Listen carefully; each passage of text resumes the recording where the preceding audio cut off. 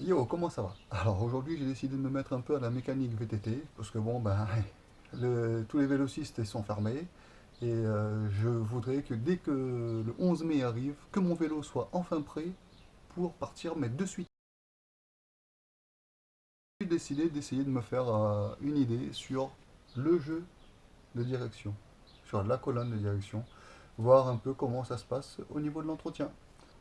Je vais tout d'abord commencer par démonter les vis qui maintiennent la potence avant de dévisser la vis du capot.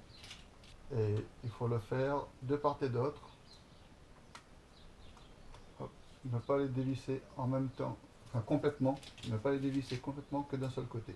À partir de maintenant, c'est que il faut prendre une sangle pour retenir la fourche. Et oui, parce que si on démonte tout, la fourche elle va tomber. D'accord.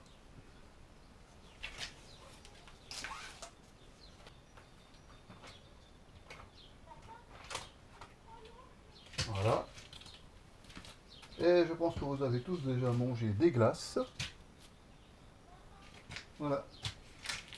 Tout simplement, avec un bâton de glace, vous venez bloquer les plaquettes. C'est juste au cas où, par inadvertance, vous appuyez sur le frein avant. Et là maintenant, je vais m'atteler à dévisser le capot.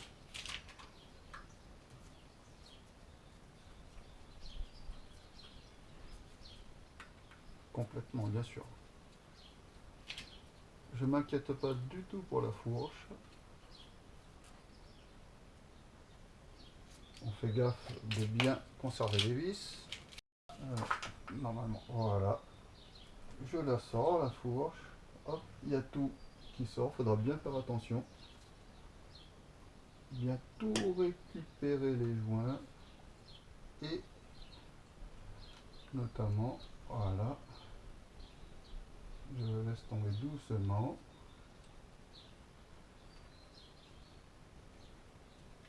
Faut pas oublier de récupérer ça. Les bagues, les entretoises. Je constate aussi que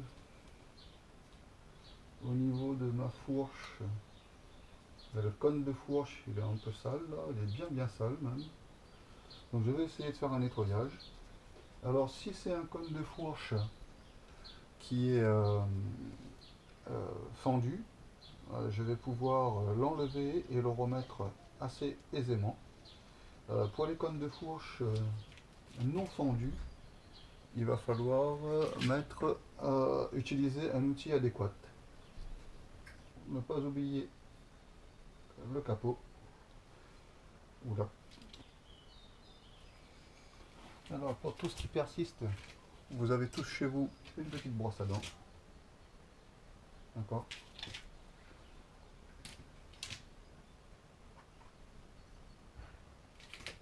Ne pas oublier la bague fendue.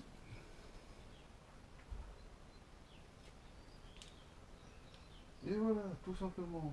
Moi, j'ai mon roulement que je récupère ici.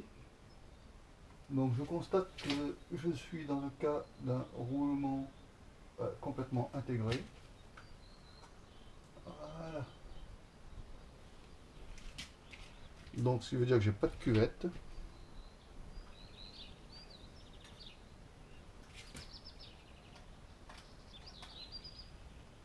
Voilà, donc c'est bien une bague fondue. Super, donc ça va être plus facile pour moi, pas besoin de trop d'outils. Juste à l'enlever.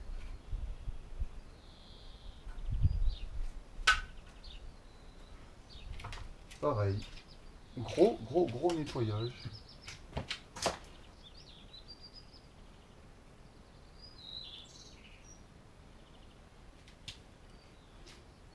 Hop.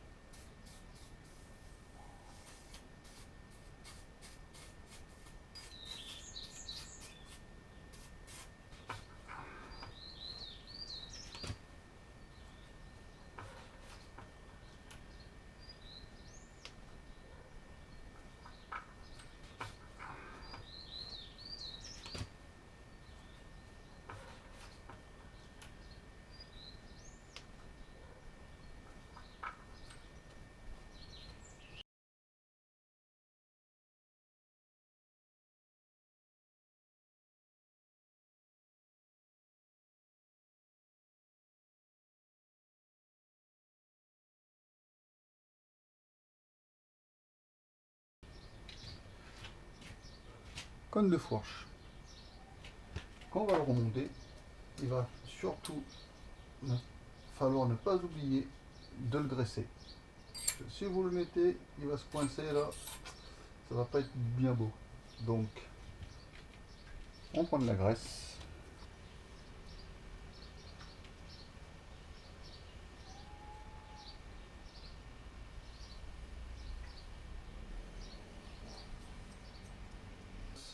Je vais remettre le cône de fourche.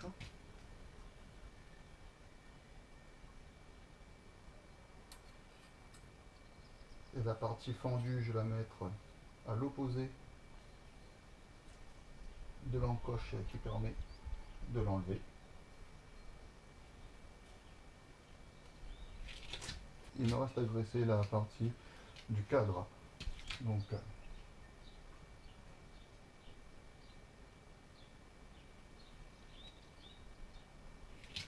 point de trône en fourreau.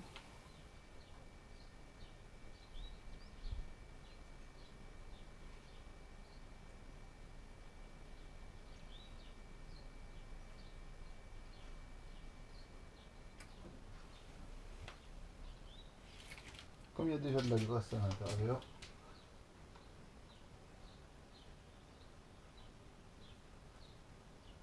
voilà,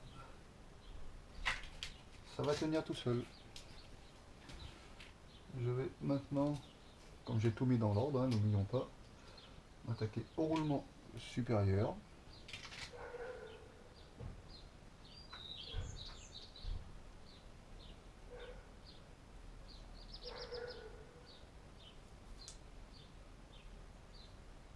Voilà. Ensuite, je me retrouve avec la bague fondue.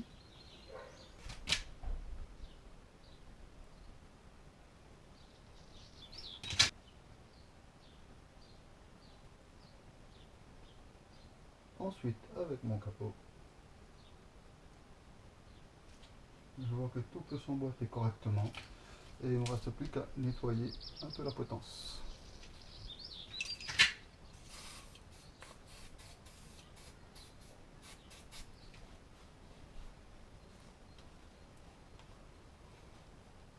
Donc avant de remettre la potence, je vais mettre les entrepoises que j'ai déjà bien nettoyées. Hop là. C'est bon, c'est nickel. La vis du capot là. Je l'ai nettoyée, elle est bien. Hop. Et je remets la potence en place.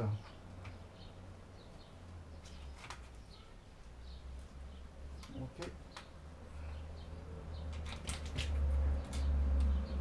Alors à ce stade, je mets juste la vis pour tenir la potence. Maintenant, ce que je vais faire, c'est pour finir mon réglage, je vais descendre le vélo.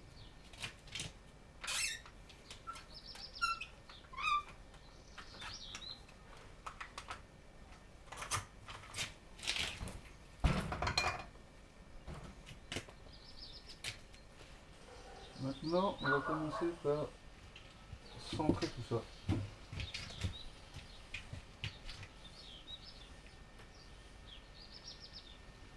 Pour m'assurer du parfait alignement.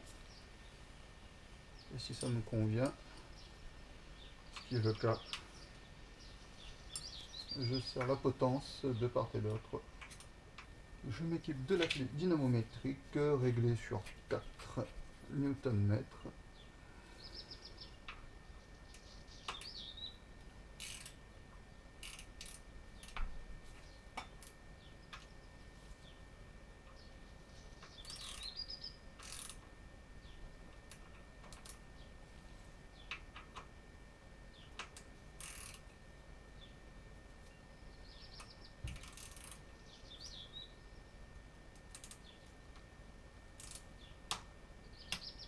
Voilà, on a entendu le petit clic.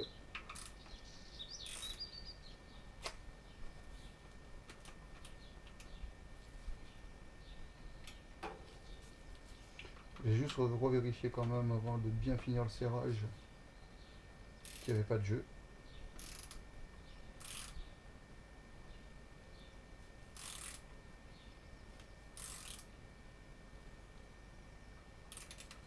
Et on a eu le petit clic. Et là, hop, c'est super. J'ai aucun jeu.